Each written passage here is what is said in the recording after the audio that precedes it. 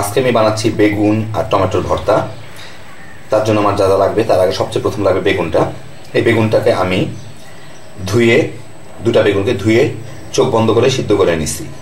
আপনারাও চোখ বন্ধ, চোখ খোলা রেখেও করতে পারেন। চোখ বন্ধ করার কারণ হচ্ছে বেগুনের সাধারণত পোকা থাকে, তো যাতে এই পোকাগুলোকে আমি না দেখি সেই জন্য সিদ্ধ হওয়ার পর আর পোকা টোকা কিছু টের পাবো না, চোখ বন্ধ করে দিছি। আপনার ইচ্ছা করলে বেগুন দেখে পোকাগুলো ফেলে দিয়ে তারপর সিদ্ধ করে চটকায় নেবেন এইভাবে।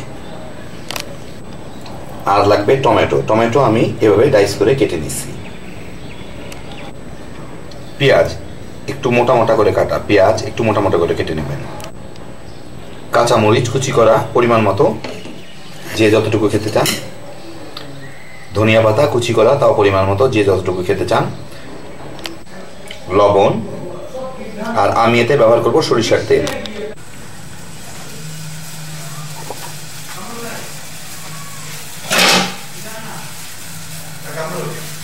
আর আমি রেকর্ডিং করতেছি। এখন আমি চুলায় একটু তেল দিয়ে পেঁয়াজগুলাকে সতে করে নিই।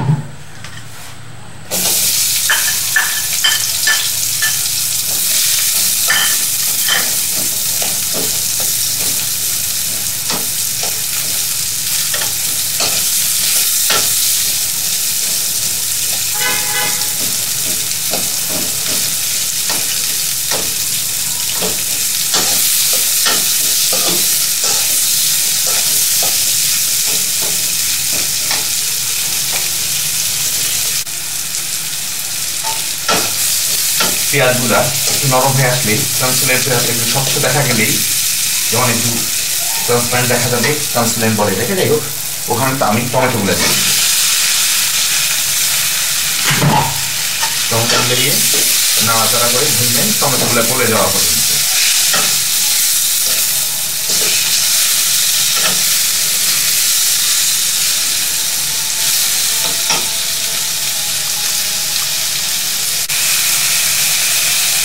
দেখেন টমেটোগুলো প্রায় গলা গলা অবস্থায় আসতেছে। আরও ভাজবো, ভেজে এটা একদম গলে যাবে। এখন মোটামুটি কিছুটা হয়েছে, আরও গলবে। একদম গলে গেলেই তারপর আমাদের বাকি অংশটুকু।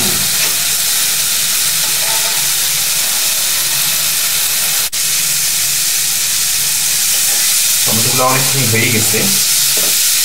পোড়া পোড়া করবো আমি, আপনারা নাও করতে পারেন। পোড়া পোড়া করলে আমার পোড়া গন্ধটা খুব ভালো লাগে। এর মধ্যে অবশ্যই এখন লবণ দিয়ে দিব। লবণ যা লাগবে পরে আরো দেওয়া যাবে, আপাতত একটু দিয়ে চালাই।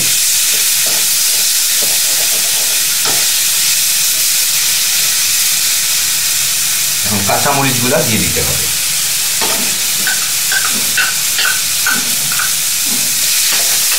একই সাথে এই বেগুনগুলাও।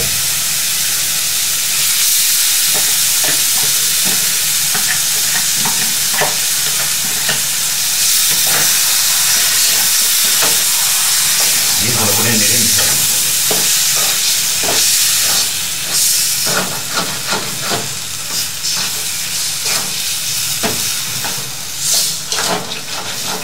যাদের বাসায় ঘি আছে, ঘি দিতে পারলে সবচেয়ে ভালো হয়। আরেকটা সুবিধা হবে, শেষে দিয়ে একটু ঘি দিয়ে দিতে পারেন। এখন এটা ভালো মতো নেড়ে চেড়ে কিছুক্ষণ একটু জাল দিতে হবে।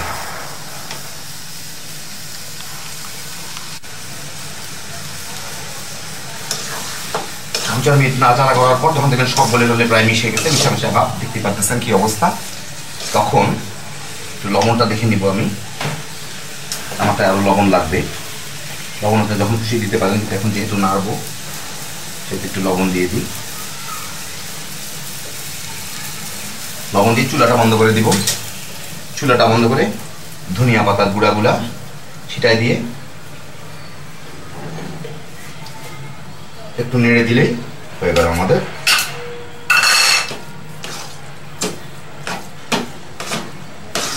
বেগুন আলু, বেগুন টমেটোর ভর্তা।